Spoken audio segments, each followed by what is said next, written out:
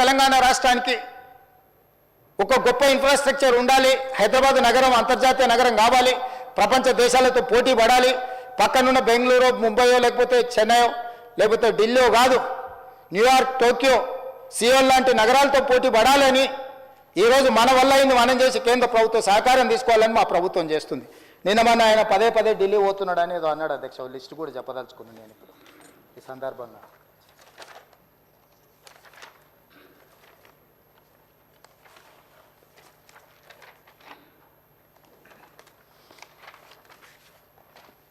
కాగితం మీ దగ్గర ఉందా?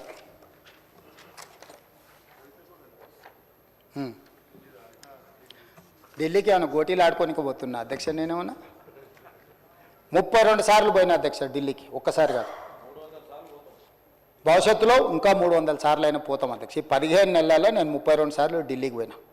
32 సార్లలో 3 సార్లు ప్రధానమంత్రిని కలిసిన, మిగతా అందరు కేంద్ర మంత్రులను కలిసిన, ఇంక్లూడింగ్ కిషన్ రెడ్డితో సహా, బండి సంజయ్తో సహా ప్రతి ఒక్కరిని కేంద్ర మంత్రులను కలిసినాం. అసలు కేంద్ర రాష్ట్ర ప్రభుత్వాల యొక్క సత్సంబంధాలు రాజ్యాంగంలో పొందుపరిచిన విధానాలను వీళ్ళు మర్చిపోతే అధ్యక్ష.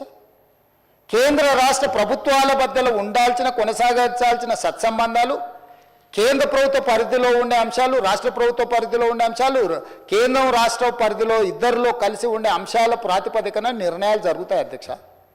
అనుమతులు ఇవ్వాలి, నిధులు ఇవ్వాలి, దానికి సంబంధించిన విషయాలను మనం కేంద్రానికి విడమర్చి చెప్పాలి. ఈరోజు నేను ఢిల్లీకి వెళ్ళినప్పుడల్లా ఢిల్లీకి ఢిల్లీకి పోయినా, కలిసిన నరేంద్ర మోడీ గారిని, దేశ ప్రధానమంత్రి. ఈ దేశ ప్రధానమంత్రిని గౌరవించే సంస్కృతి నాకున్నది, మీకు లేకపోవచ్చు. మీరు కేసుల కోసమే చీకట్లు గెలుచుకుంటూ ఉండొచ్చు. మీరు మీ సంపాదనను కాపాడుకోవడానికి మీరు ఎవరైనా కాళ్ళు పట్టుకోవచ్చు. నాకే ఉంది, బాజాప్తా గెలిచిన బడేబాయ్ అన్నాడు. Yes, on the floor, on record. నేను మళ్ళీ ఒకసారి చెప్పదలుచుకుని, దేశ ప్రధానమంత్రి ఏ రాష్ట్ర ముఖ్యమంత్రికైనా పెద్దన్న లాంటి వాడే. రాష్ట్రాల ముఖ్యమంత్రులు, రాష్ట్రాల కూడికనే కేంద్రము. రాష్ట్రాలలో ఉండే ముఖ్యమంత్రులకు ప్రధానమంత్రి పెద్దన్న లాంటి వాడు. ప్రధానమంత్రి తీసుకునే నిర్ణయాలు, కేంద్ర మంత్రివర్గం తీసుకునే నిర్ణయాలకు రాష్ట్రాల అభివృద్ధి కోసం ఉపయోగపడుతుంది. ఇందులో రాజకీయం ఏముంది అధ్యక్ష? రాజకీయాలు వచ్చినప్పుడు ఆయన భారతీయ జనతా పార్టీ నాయకుడు, నేను కాంగ్రెస్ పార్టీ నాయకుడిని. నా పార్టీ ప్లాట్ఫామ్ మీదకి వచ్చినప్పుడు నా పార్టీ విధానం మాట్లాడతా. ప్రభుత్వం వచ్చినప్పుడు కేంద్ర ప్రభుత్వం తీసుకోవాల్సిన సహకారం తీసుకుంటా. వెళ్ళినప్పుడు శంకర్ వచ్చాడు మిత్రుడు కొన్నిసార్లు. రేపు వెళ్ళాలి చూస్తే మహేశ్వర్ రెడ్డి గారిని అయినా తీసుకొని వెళ్తా. ఒకవేళ వాళ్ళకి పరిచయాలు ఉన్నాయి, దానివల్ల తెలంగాణ రాష్ట్రానికి ఉపయోగపడతాను. కిషన్ రెడ్డి గారిని 4 సార్లు కలిసినాం, మాట్లాడినాం, 5 సార్లు మాట్లాడినాం. నాకేముంది అధ్యక్ష? ప్రజలు నిర్మలా సీతారామన్ గారిని, లేకపోతే అమిత్ షా గారిని, అందరినీ కలిసిన అధ్యక్ష. నేను కలవని మంత్రి ఎవరైనా కేంద్రంలో ఉన్నాడా?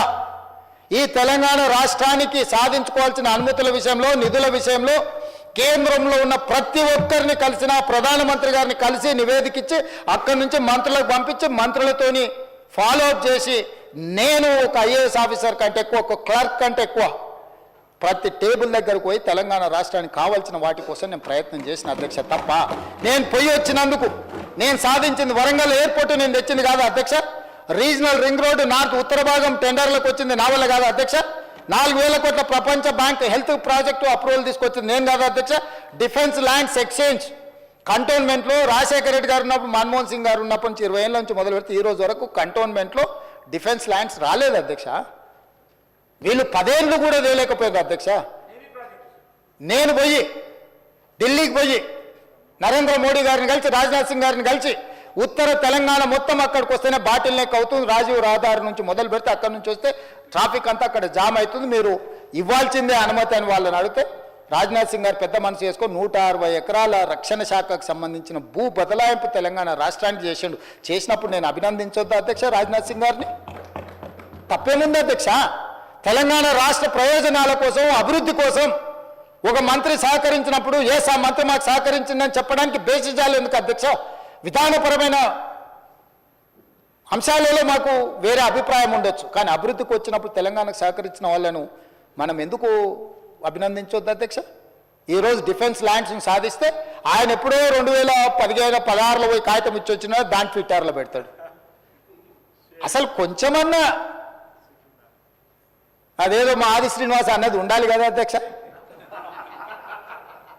అరే నేను పోయి కూర్చొని మంత్రులను కలిసి, అధికారులను పిలిచి, ఆయన పాప పెద్ద మంత్రి రాజ్నాథ్ సింగ్ గారు అందరిని పిలిచి సమీక్ష చేసి, అరే యంగ్ చీఫ్ మినిస్టర్ వచ్చినాయి మనం చేయాలి, తెలంగాణకు మనం చేయాల్సిన అవసరం కూడా ఉందని ఆయన పిలిచి ఇస్తే దాన్ని తప్పుపడతారు రాజ్నాథ్ సింగ్ గారిని కలిసిందని. అదేవిధంగా Indian institute of handloom technology Piyush గోయల్ని కలిసి 10 ఏళ్ళు మీరు దేలేంది, ఆంధ్రప్రదేశ్లో నెల్లూరు దగ్గర ఉంది అధ్యక్ష Indian institute of handloom technology. ఇవ్వడానికి ఇక్కడ చదువుకోవాలంటే నెల్లూరు పోవాలి. నేను వెళ్ళి పీయూష్ గోయల్ని కలిసి నేను సాధించుకొని వచ్చిన అధ్యక్ష. దానికి కొండా లక్ష్మణ్ బాపూజీ పేరు పెట్టాను. అదేవిధంగా పిఎం మిత్ర పార్క్ వరంగల్ ఏదైతే టెక్స్టైల్ పార్క్ ఉందో దానికి పెండింగ్ నిధులు ఉంటే సాధించుకొని వచ్చిన. నిమ్స్ జైరాబాద్కి 1200 కోట్లు ప్రాజెక్ట్ అప్రూవలే కాదు 1200 కోట్లు తీసుకొచ్చిన అధ్యక్ష. అదేవిధంగా కాచిపేట రైల్వే కోచ్ ఫ్యాక్టరీ 2014లో పునర్విభజన చట్టంలో పొందుపరిచిన రైల్వే కోచ్ ఫ్యాక్టరీ 10 ఏళ్ళు నువ్వు సాధించకపోతే పల్లికలు ఇచ్చుకుంటే కూర్చుంటే ఢిల్లీకి వెళ్ళి అశ్విని వైష్ణవ్తో నేను మాట్లాడి ఈరోజు రైల్వే కోచ్ ఫ్యాక్టరీని కేంద్ర ప్రభుత్వం నుంచి మనం సాధించుకున్నాం అధ్యక్ష. ఇవాళ మెట్రో రైల్ ఎక్స్టెన్షన్ మీద మనము కేంద్ర ప్రభుత్వాన్ని సంప్రదిస్తున్నాం. రీజనల్ రింగ్ రోడ్ సదరన్ పార్ట్కు మనం అడుగుతున్నాం. మూసీ నది పరివాహక ప్రాంతంలో నిధుల కోసం ఈరోజు కేంద్ర ప్రభుత్వాన్ని పదే సంప్రదిస్తున్నాం.